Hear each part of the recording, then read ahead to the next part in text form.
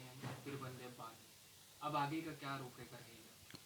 देखिए, टिकट कटा नहीं है, टिकट काटा गया है। और कुछ व्यक्तिगत लोग जो काम को मेरे देख नहीं पा रहे थे, क्योंकि मैंने जनता के लिए काम किया, जनता के द्वारा चुना गया था, उनका जनप्रतिनिधि बना था। तो मैं उनका काम करूं या व्यक्तिगत लोगों का काम करूं। जो बड़े नेता थे हमारे यहाँ के, उनको कहीं ना कहीं खतरा था काम देख के कि मतलब ये पहली ही बार में, जहाँ 15 साल से बीजेपी का पार्षद रहा, पहली बार में वहाँ से जीत के आया और सभी 10 बूथ से मेरे को बढ़त मिली। और उसके बाद मेरा काम जो है 5 साल लगातार मैं जनता के बीच में रहा। सुबह से जो है रात तक, चाहे वो 9 डिग्री हो चाहे 45 डिग्री हो, मैंने ना मौसम देखा है, ना गर्मी देखी, ना बरसात देखा, मैंने उनका काम किया है। तो आज देखेंगे आप मेरी मतलब माउथ पब्लिसिटी और लोकप्रियता इतनी हो गई है, तो उनको कहीं ना कहीं डर है कि हमारी ज़मीन खसकती दिख रही है। दूसरी बार अगर मैं पार्षद बनता तो शायद कहीं ना कहीं मैं आगे विधानसभा या महापौर के लिए दावेदारी करता। तो उनको इसी बात का डर था और इसलिए वो यहीं पर मेरे को दबाना चाहते थे। लेकिन मैंने जो काम किया है तो काम बोलता है। और मेरे वार्ड के जो परिवार के सदस्य हैं, उन्होंने बिल्कुल बोला कि आप निर्दलीय चुनाव लड़िए, हम सब आपके साथ हैं। आपके वार्ड की कुछ तस्वीरें आपने दिखाई, हमने भी देखी, तमाम लोग आपके पास आए थे मुलाकात के लिए। उन्होंने कहा आप खड़े होइए, हम आपको जिताएंगे। उनके लिए क्या कुछ आपने ऐसा किया जिसकी वजह से वो ये कह रहे हैं? देखिए, आप एक परिवार जो होता है, एक बेटा जो माँ बाप के लिए करता है, एक भाई जो अपनी बहन के लिए करता है, एक देवर जो अपनी भाभी के लिए करता है, तो मैंने वो काम किए। पार्षद तो आप छोड़ दीजिए, पार्षद तो मूलभूत सुविधा सुविधा देता है। मैंने घर के भी काम किए हैं उनके, मतलब एक परिवार समझा अपने वार्ड को, वो जिम्मेदारी मैंने निभाई है। तभी, नहीं तो आप देखिए निर्दलीय लड़ने की हर किसी की जो है हिम्मत नहीं होती, ताकत नहीं होती, लेकिन वो ताकत उन्होंने मुझे दी। क्योंकि कल मेरे घर पर सभी वार्ड के, जिसमें महिलाएं भी थी और सीनियर सिटीजन अंकल भी थे, सब लड़के भी थे, तो सभी देखिए तो अपना समझ के जो आए और मुझे हिम्मत दी कि आप चुनाव लड़िए, बिल्कुल हम आपके साथ हैं और हम दोनों पार्टी को पिछाड़ कर अच्छी ही जीत हासिल करेंगे। बटी औरत जी, कुछ चुनिंदा काम आप गिनवाना चाहेंगे जो आपने कार्यकाल में आपने किए? देखिए, मैं अपने कार्य क्या गिनाऊँ। मैंने आपको बताया कि जो एक परिवार के लिए काम बेटा भाई करता है, उससे भी मैंने बाहर अपने अधिकार से जाकर, मतलब जो एक पार्षद का काम होता है उससे भी बाहर जाकर मैंने काम किया है। और ये उसी का नतीजा है जो मेरी टिकट काटी गई। यहाँ पर 35 साल एक पुराना नाला है, तो वो नाला आरडीए के समय का बना हुआ है। आरडीए ने ये कॉलोनी को डेवलप की थी, आरडीए के समय का बना हुआ। उसके बाद से उस नाले की ना मरम्मत हुई थी, ना निर्माण हुआ था। और ये शहर का सबसे पॉश एरिया है जो देवेंद्र नगर है। यहाँ पर ऑफिसर कॉलोनी भी आती है, जहाँ आईएएस आईपीएस लोग रहते हैं, मंत्री विधायक लोग रहते हैं।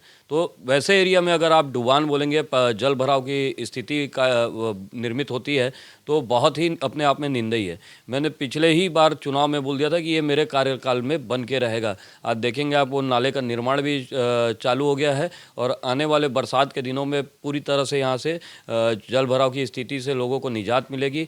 और दूसरा, आपका प्रदेश का सबसे बड़ा कपड़ा मार्केट हमारे यहाँ पंडरी कपड़ा मार्केट है। वहाँ पे पूरे प्रदेश नहीं, बाहर से भी अन्य प्रदेशों से लोग खरीदी के लिए आते हैं। तो आप वहाँ पे ट्रैफिक की समस्या देखेंगे, इतनी मतलब जाम होता था कि आपका ये कचहरी चौक तक, और इधर आप जाएंगे तो लोधीपारा चौक तक जाम लगते थे। लगा हुआ है कपड़ा मार्केट कॉलोनी से, तो कॉलोनी में भी कारें जो है जाम होती थी, वहाँ से टू व्हीलर तक निकलना मुश्किल होती थी। आज आप देखेंगे 500 गाड़ियों का पार्किंग वहाँ पर बना है और सड़कें चौड़ी हो गई है। और बिजली के जो पोल है, जो देखेंगे आप 3D पोल, जो सबसे पहले शहर में हमारे वार्ड में लगा, स्मार्ट सिटी के द्वारा मैंने उस पोलों को लगाया। तो ऐसे बहुत सारे काम है। नुक्कड़ थे, नुक्कड़ को हमने ख़त्म किया है। जगह जगह जो नुक्कड़ थे वहाँ पे बहुत ही कम लागत में बना के सौंदर्यीकरण कर दिया। और आयोजन बोलेंगे तो आप लगातार मेरे जो है, जैसे मेहंदी का आयोजन होता है तो निःशुल्क मेहंदी हम करवा चौथ के समय में पूरी अपनी महिलाओं को लगवाते हैं।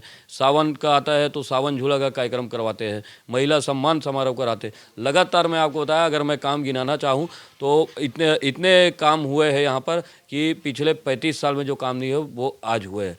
दूसरा, आपको एक ये चीज़ बताना चाहूँगा कि मैं पहले ही आपको बताया कि मैंने कभी अपने आप को पार्षद नहीं समझा और उनको जनता नहीं समझा, परिवार समझ के काम किया, इसलिए आज वो मेरे साथ खड़े हैं। और चिन्ह नहीं, वो व्यक्ति को चुनेंगे जो काम करने वाला है। एक क्वेश्चन और है, लगातार जनता के बीच आप जा रहे हैं, इस बार क्या वादे हैं कि आपके लिए नहीं करो? देखिए, वादे मैं करता नहीं, आश्वासन मैं देता नहीं, और मुद्दे लेके मैं जाता नहीं, क्योंकि मैं नेता नहीं हूँ, पॉलिटिशियन नहीं हूँ, मैं एक सेवक हूँ।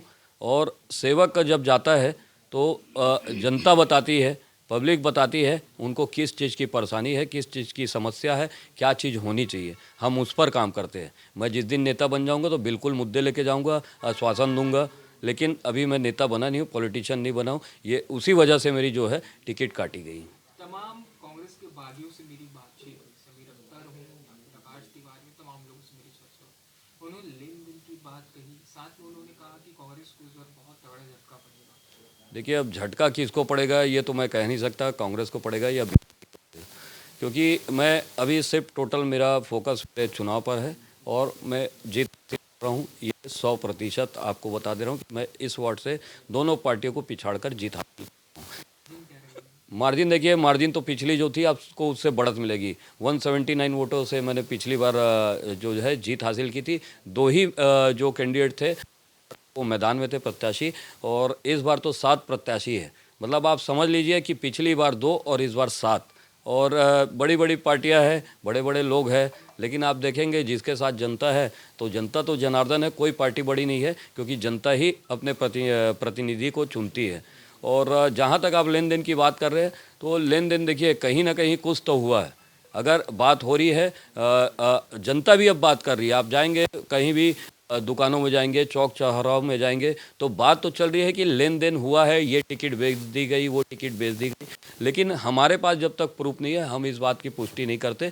आप राजीव भवन में देखेंगे कि वहाँ पर जो कोरबा और अन्य जिलों से आए थे वो खुले रूप से चिल्ला चिल्ला के बोल रहे थे कि 10-10 लाख रुपए लिया गया है, टिकट बेची गई है। एक तो ऐसे व्यक्ति थे जो 2 बार के पार्षद है, उनकी टिकट काट के दूसरे व्यक्ति को दी गई है, वो बोल रहे थे कि कितना पैसा चाहिए हम देते हैं। तो कहीं ना कहीं कुछ लेन देन हुआ है, तभी इस प्रकार के जो है राजीव भवन के अंदर हल्ला हो रहा है, चौक चौराहों में बात हो रही है। लेकिन मैं इस चीज़ की पुष्टि नहीं करता, क्योंकि कोई तथ्य या प्रूफ रहे तब मैं उससे बात करता। देखिए, जनता से अनुरोध क्या करूँगा, जनता, आप बार बार जनता बोल रहे हैं, मैं उनको जनता नहीं बोल सकता, क्योंकि वो मेरे परिवार के सदस्य हैं।